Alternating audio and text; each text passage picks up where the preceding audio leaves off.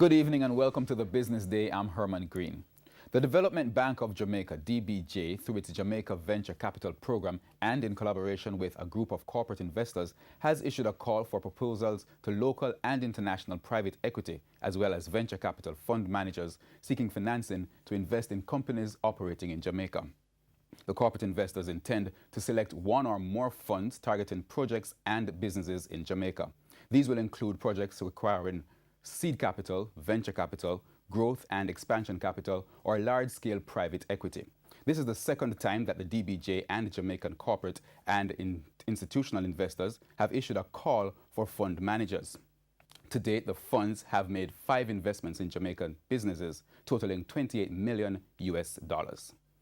Currency trading ended with the US dollar selling for $124.55. The Canadian dollar is being sold for $98.01. The pound sterling is going for $166.70, while the euro is going for $152.85.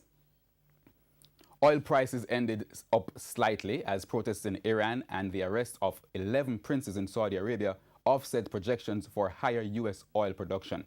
U.S. crude rose 29 cents to settle at $61.73 a barrel, while Brent crude gained 16 cents to settle at $67.78. In today's trading session, the JSE index declined by 1,683 points to close at 286,504. The junior market index advanced by 14 points to close at 2,827. The main stocks advancing were Jamaican Teas, CAC 2000, Mayberry Investments, Berita Investments, Raider Jamaica, and JMMB 6% preference share.